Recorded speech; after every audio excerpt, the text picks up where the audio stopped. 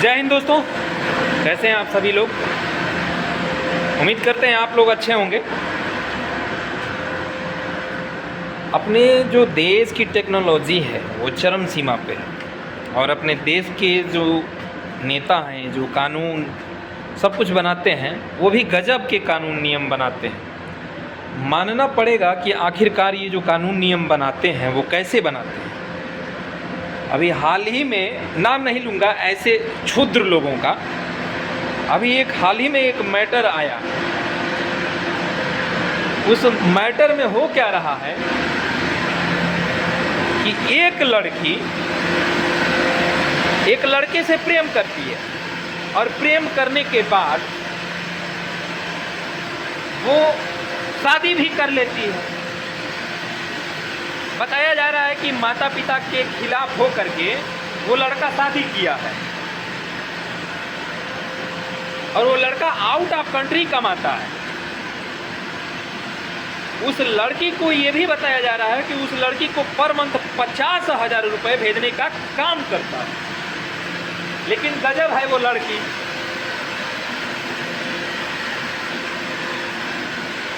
बताया ये भी जा रहा है कि 2 साल से इन लोगों के बीच रिश्ते में दरार था। ये भी बताया जा रहा है कि लड़के को पता भी था। लड़का तलाक चाहता था कि नहीं चाहता था, ये परिवार वालों को पता होगा। हालांकि आप न्यूज़ देख रहे होंगे आप लोग, लेकिन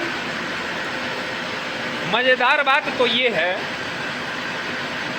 कि हमारे देश के जितने भी कानून मंत्री हैं और कानून के रक्षक हैं, हमने तो सुना है कि 2 ही लोग किसी का जान ले सकते हैं, एक प्राकृतिक और दूसरा जज। अब तो जज पे भी भरोसा नहीं रहा। एक कानून बनना चाहिए जिसमें जज को फैसला सुनाते समय और जिस फैसले पे जज फैसला सुनाए वो केस कैसा है, जब से वो केस और जो समस्या जब से जज के सामने आई है तब से और अब तक का फैसले तक का छानबीन होनी चाहिए कि जज के घर कौन गया है, कौन आया है। जज का जो CDR निकाला जाना चाहिए कि किसने फ़ोन किया है, कब किया है, क्या बात हुई है। जब इस तरह से अपने देश में कानून बनता तो जज भी नहीं बिकता। और नेता तो खैर, नेता जो है, नेता के बारे में आप सभी लोगों को ये बात पता भी है। लेकिन जिस बेरहमी से उस लड़के को मारा गया, हालांकि नाम नहीं लूँगा मैं, इस बात से आप अवगत हैं और मैं थंबनेल पे उस लड़के, लड़की और उस लड़की का जो प्रेमी है थंबनेल पे केवल दिखा दूंगा, नाम नहीं लेना चाहूँगा। लड़की ऐसी थी कि उसका प्रेमिका भी ना छूटे और जिस लड़के से पहले ये शादी की थी उस लड़के से हम पैसा भी लेते रहे।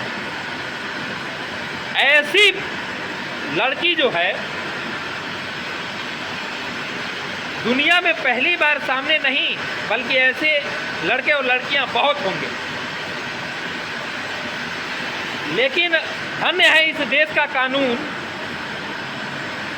कि ये जानते हुए भी कि उस लड़की ने उस लड़के को सरेआम, उस लड़की ने उस लड़के को सरेआम मार दिया। उस लड़की के साथ उसका प्रेमी भी था। आज भी उन लोगों के ऊपर कानून जांच पड़ताल कर रहा है।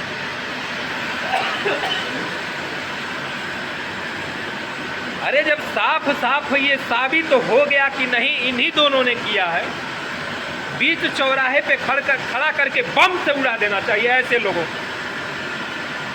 ताकि इस तरह का केस दोबारा से न हो। लेकिन सारा चीज़ जानते हुए भी इतना दिन बीत गया। अरे क्राइम है, संविधान में लिखा गया है 307, 302, 376, तमाम ऐसे आर्टिकल्स हैं। सीआरपीसी की तमाम धाराएं हैं। अब तो बीएनए में बदल गया है। लेकिन समझने वाली बात यह है कि जब जिस दरिंदगी से उस लड़के को मारा गया है और कानून को ये बात पता चलती है, इन दोनों को बीच चौराहे पे खड़ा करा के बम से उड़ा देना चाहिए। लेकिन उड़ाएंगे कैसे? हमारे देश के जितने भी मंत्री संतरी हैं, अगर उन लोगों का डाटा उठा के देखा जाए, सीडीआर निकाल के देखा जाए, नहीं तो आउट ऑफ कंट्री में जिस तरह से आप मान लो आउट ऑफ कंट्री का वो तमाम व्यवस्था ले लीजिए, तमाम नौकरियां देख लीजिए। यहाँ ज़मीन के भीतर हड्डियां ढूंढा जा रहा है। आउट ऑफ कंट्री में लोग सोच रहे हैं कि हम चांद से भी ऊपर चले जाएं, लेकिन इस देश का क्या होगा? जिस कानून को ये पता है कि उस लड़की और उसके प्रेमी ने उस इंसान को बहुत बेरहमी से मार डाला है, उसे तुरंत बीच चौराहे पे खड़ा करा के बम से उड़ा देना चाहिए। अब तक वो जिंदा क्यों है? ये सवाल कानून से नहीं होना चाहिए। मैं उन तमाम लोगों से ये कहना चाहता हूं कि आप लोगों का क्या राय है, ये बता दीजिए हमें। धन्यवाद।